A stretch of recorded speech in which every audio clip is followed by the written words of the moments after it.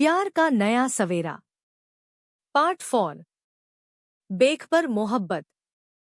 शाम को समुंदर अपने कमरे में गिटार लेकर बैठा था। उसकी माँ उसे देखकर आंखें छोटी कर मुस्कुराई तो समुंदर भी हल्के से हंस पड़ा। आजकल उसे ऋतु के बारे में सोचने में अच्छा लगता है। करीब 2 साल हो गए हैं। दिन में कम से कम एक बार तो उसे ऋतु का चेहरा देखना ही होता है। उसे ना देखने पर बेचैनी सी महसूस होती है।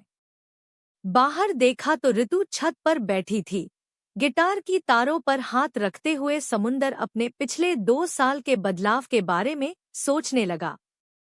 बिना जाने ही समुंदर खुद में कितना बदल चुका है, ये अब अच्छी तरह से समझने लगा है। लेकिन हाँ, इसका पूरा क्रेडिट ऋतु को जाता है। हालांकि ऋतु को इन सब बातों का कोई अंदाजा भी नहीं है। ऋतु के लिए धीरे धीरे समुंदर ने अपने आप को पूरी तरह से बदल लिया है। ऋतु के प्यार में समुंदर डूब गया।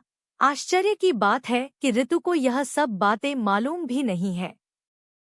उसे पता नहीं है कि समुंदर उसे प्यार करके अपने आप को कितना तकलीफ से बाहर निकाल चुका है।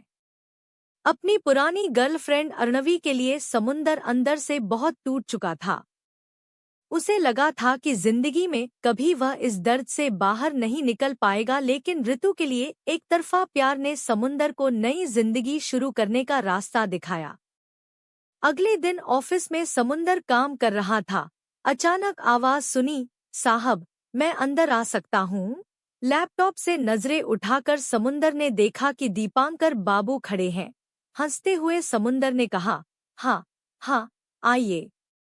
आपसे तो अब मुलाकात ही नहीं होती। तो मुझसे मिलने आए हैं या फिर किसी और काम से? दीपांकर बाबू ने थोड़ा सिर खुजाकर और गला साफ करके कहा, नहीं साहब, मैं थोड़ी लोन के बारे में बात करने आया हूँ।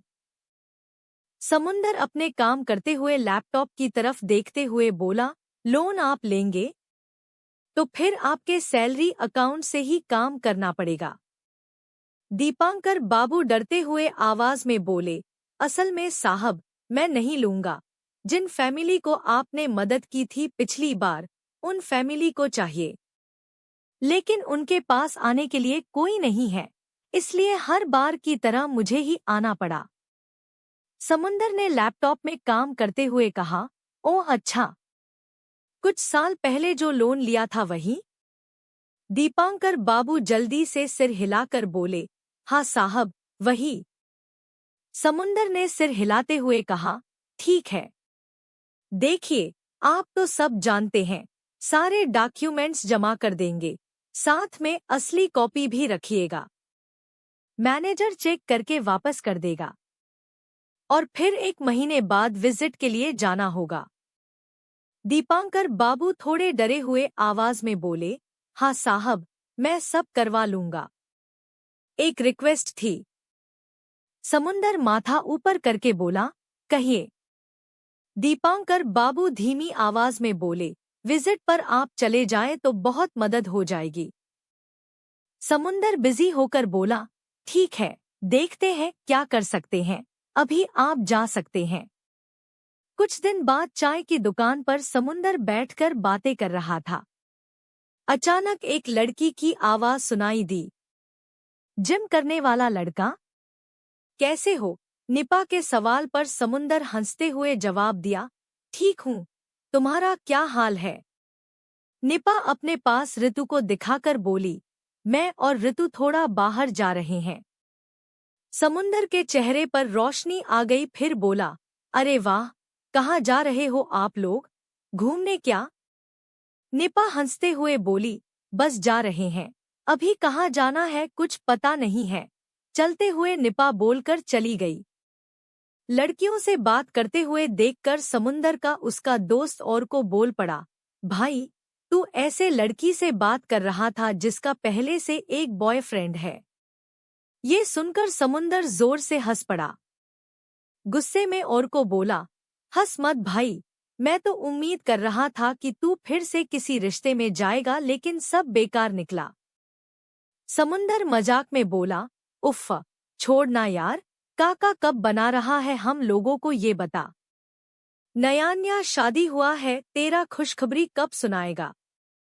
और को हंसते हुए बोला, मार मार कर तुझे चिपटा कर दूंगा। निपा के साथ ऋतु बाहर निकली थी। अचानक उसका जूता टूट गया। वैसे भी ऋतु को नया लेना ही था।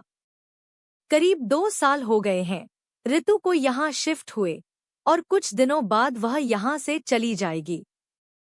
लेकिन अफसोस की बात है कि वह यहाँ की जगहों को ठीक से देख भी नहीं पाई। असल में उसका मन ही नहीं लगा यहाँ, इसलिए कुछ भी करने का मन नहीं किया। कमरे में जाते समय अनु का फोन आया।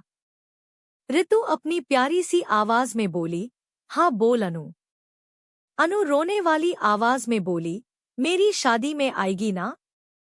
ऋतु तुरंत उदास होकर बोली, पता नहीं रे। अनु धीमी आवाज में बोली, दीदी प्लीज आना। ऋतु बोली, हाँ रे, कोशिश करूंगी। फोन रखकर ऋतु छत पर जाकर खड़ी हो गई। आसमान की तरफ देखते हुए सोचने लगी कि क्यों वो दूसरों की तरह सब कुछ मान नहीं पाती, क्यों वो दूसरों की तरह नॉर्मल नहीं हो पाती, और क्यों वो रो भी नहीं पाती। ऋतु को पता है उसके अंदर बहुत सारा रोना जमा हुआ है, लेकिन वह रो भी नहीं पाती। कहानी जारी रहेगी अगले पार्ट में। Thank you for watching Nixu clips. Please subscribe this channel and stay tuned for further video.